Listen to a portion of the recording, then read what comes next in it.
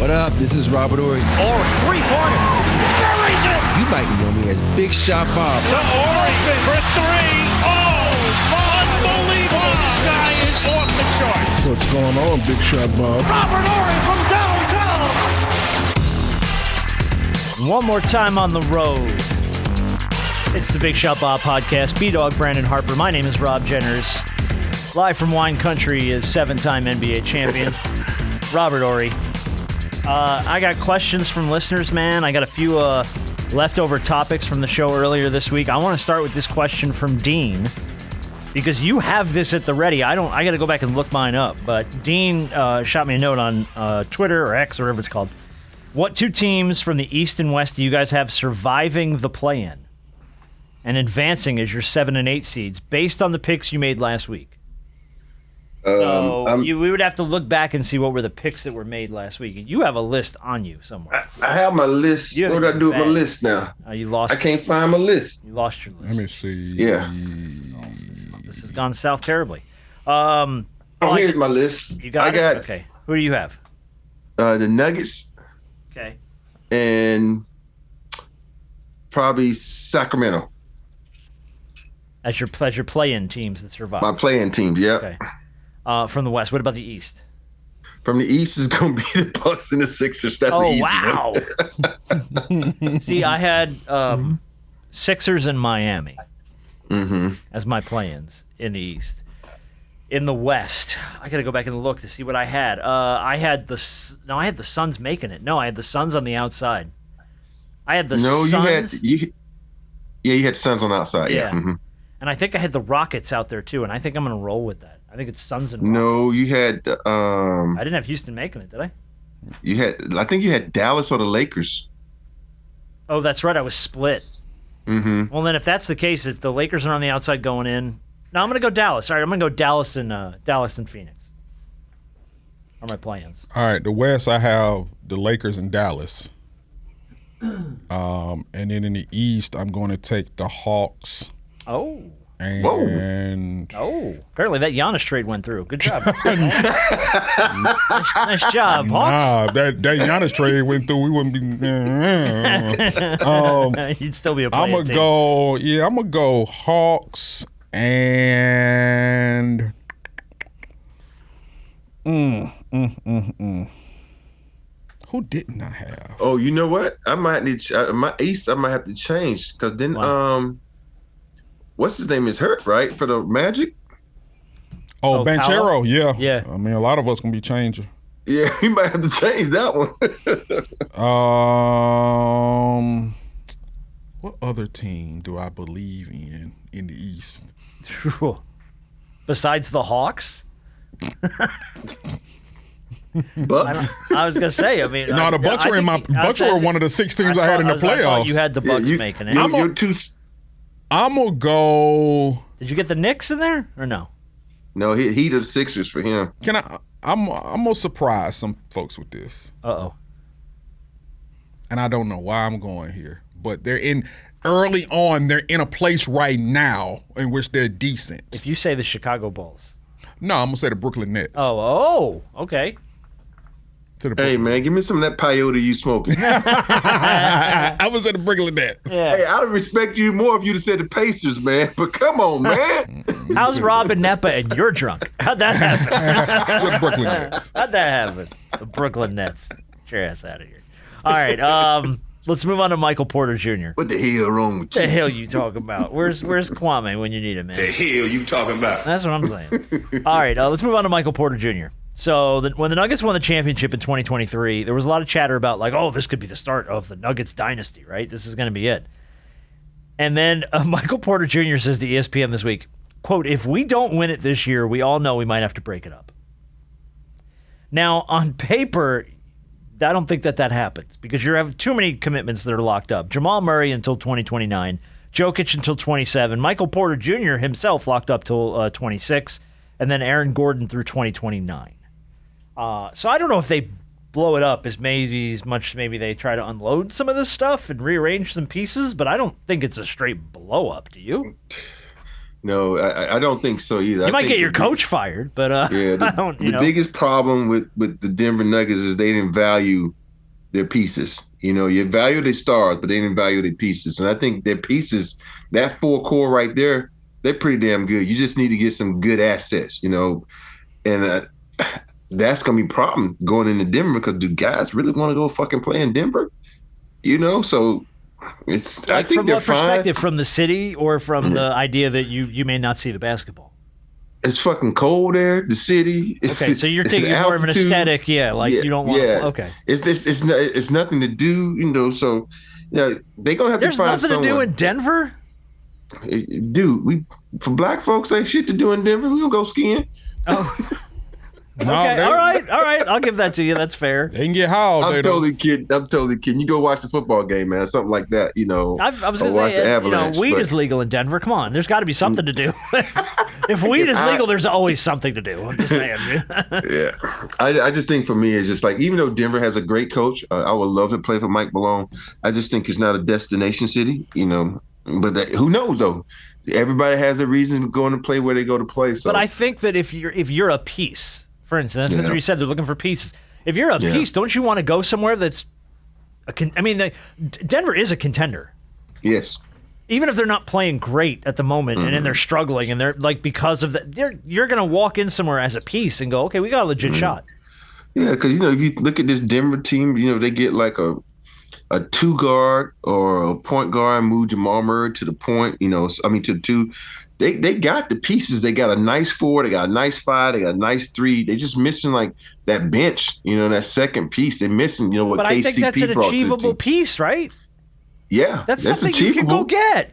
Yeah, but who's gonna give it up though? Nobody wants to help people win anymore. God rest his soul, Jerry West was the only guy that, think about how much he helped the Lakers win. There's nobody trying to do favors for anybody anymore, unless you're gonna give me a lot, because some GMs are smart. They understand you need this piece to be better. You got to give me the kitchen, the couch, the roof, and maybe your dog. So you got to come up a lot. God, Yeah. sound like you went through a divorce. All right, you lost the kitchen, the couch, and the dog. All right, well, look, I want to thank our friends at Uncommon Goods, uncommonGoods.com, for sponsoring this week's show. You could spark something uncommon this holiday with just the right gift from our friends at Uncommon Goods. We all know this is going to be a very busy holiday season, and it's upon us. You don't know it, but it's coming around the corner. You got Thanksgiving, you got Christmas, but Uncommon Goods makes it less stressful with incredible hand-picked gifts for everyone on your list, all in one spot. They scour the globe for original, handmade, absolutely remarkable things. Yeah, so my daughter ordered from Uncommon Goods. She got like this little inkless color printer, so she can print she does all this stuff with her friends on her phone. Everything's on her damn phone. But she just got this little printer now where she can just print out stickers and stuff from her phone. And because it comes from Uncommon Goods, it's not just a little printer. It looks like a bird, which is really cool. Yeah, no, it's cool. It's got like a little beak and stuff, but it spits out stickers and pictures, and it's extremely unique, which is awesome. So basically saying bird is the word? Bird is the word for my kid. That's because when you shop at Uncommon Goods, you're supporting artists and small independent business, which is very important. And many of their handcrafted products are made in small batches. So shop now before they sell out this holiday season. Uncommon Goods looks for products that are high quality, unique, and often handmade. And they have the most meaningful, out-of-the-ordinary gifts anywhere. And yes, even gifts that you can personalize.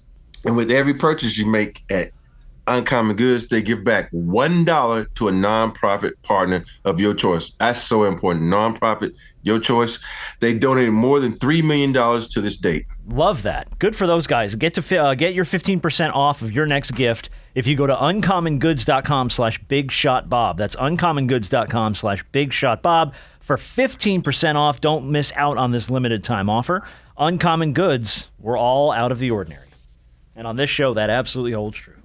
Yes, they not like us.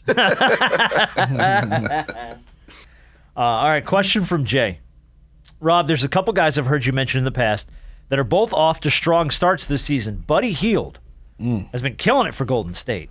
Sabonis has been rolling for the Kings. I'm going to give you a couple numbers, and then I'm going to get to this guy's question. Hield's last 3 games, 27 points, 7 rebounds, 6 three-pointers made. 21 points, 2 rebounds, 3 assists, 28 points, 2 steals, 7 three-pointers made. Sabonis' last 6 games, 17, 20 rebounds, 10 assists. 15, 14 rebounds, and 6 assists. 28 and 11 rebounds, 16 points and 13 rebounds. 29, 12 rebounds, 10 assists, like triple doubles, just falling all over the place. His question is, which of these guys do you think will have the bigger impact on his team this season?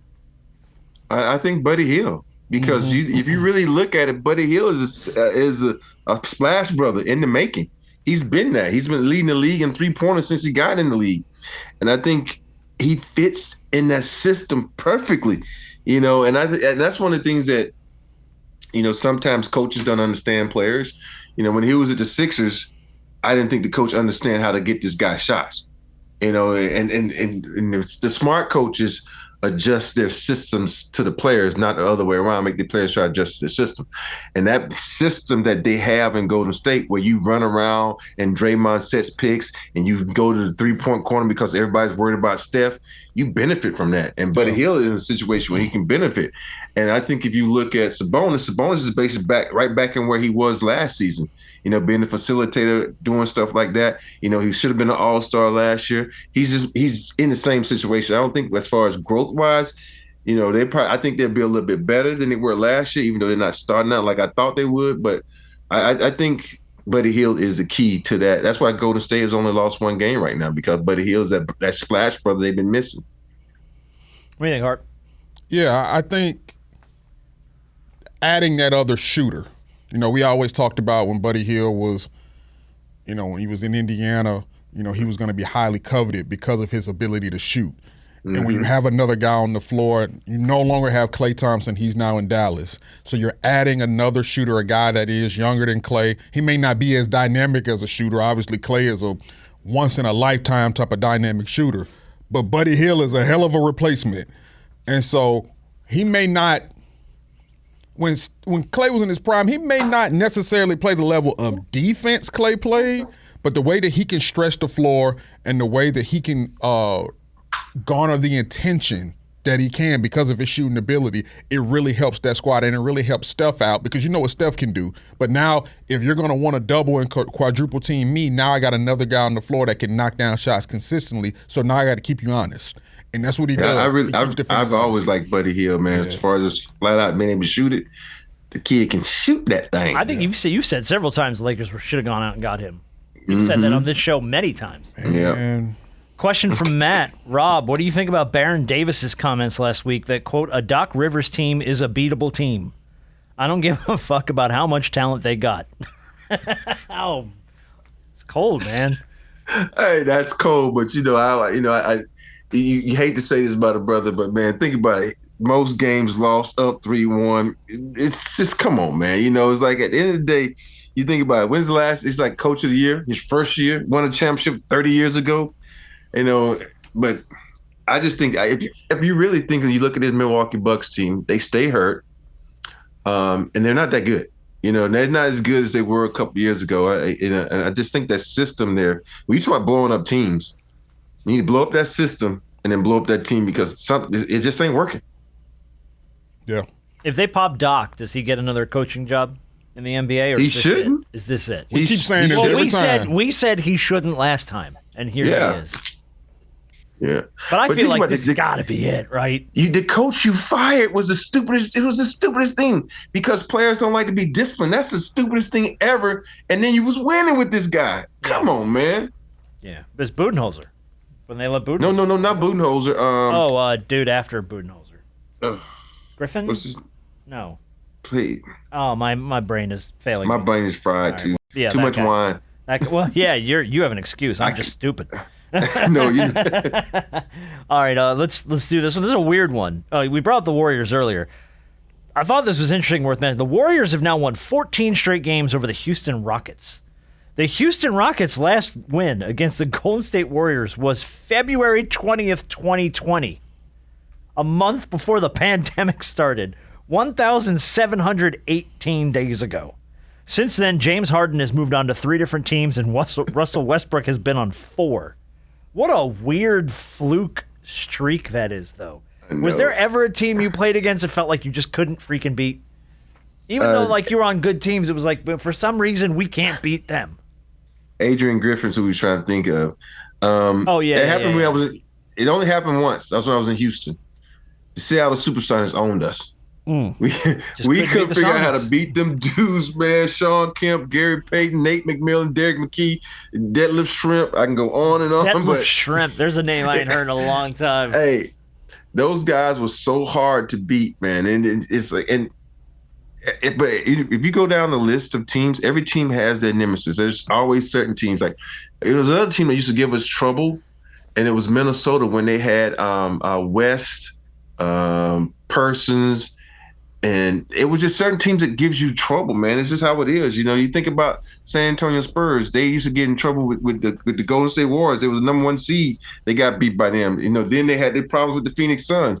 There are always a team out there that's it's a head scratch. Like, why is this team beating us? Yeah. So I mean, now granted, the Warriors are good. It's not like the Warriors have been a crap team. They've had their moments. Exactly. But They're not complete crap. They've always found a way to beat Houston, no matter what Houston has put on the floor. It's been 4 years.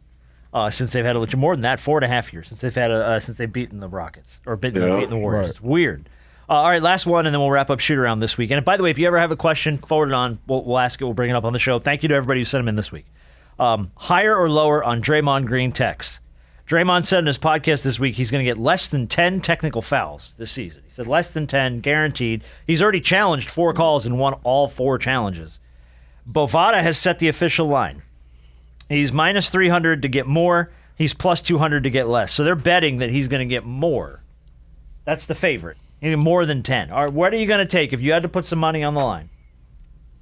How much you want to bet Draymond 10 techs? Are you going higher or lower? Rob, I bet your house on it that he gets more. Which Rob? You. Oh, thank God. Thank God. Matter of fact, if he keeps winning challenges, that might not come through. So. I don't believe he can say whatever he wants. This is dictated by how the game goes and how he's feeling. Yeah. You can say anything that you want. As soon as he feels as though something is egregious or he hasn't done anything, man, I'm going over. You know, even though they're winning, he's feeling over. good. Damn. I'm going over. He can probably have about how many you have to have before you get suspended for a game? Was it 15? It was like 15 or something. Yeah, I think it was 15 or something. He's going to have about 13. He's going to have about 13 texts. I am foolishly going to take the under. I'm saying this is a year of growth for Draymond Green. He is calmer heads. He understands what he's doing. He knows he has to be on the floor. He cannot afford to miss more games. The league's already looking for a reason to suspend him. Don't give them a reason. He goes on 10 techs. He lucked up last night by not getting a tech. And Jordan Poole should have got one, for taunting. So well, that was a whole thing with him and Poole in that game, man. Back and forth, pointing at each other, and I think Poole started that. Yeah, he did. And then Draymond was the one who kind of got spotlighted for it, which I didn't think was fair. Yeah, but that's the reputation. It is. So they got to play. Hey, they got to play them one more time. So that's going to be a tech. And they got to play Minnesota 4 more times. So there's 4 techs coming with Gobert. Get the hell out of here with that shit. Get out of here with that. Bet the under. Bet the under. Or Rob loses his house. One of the two.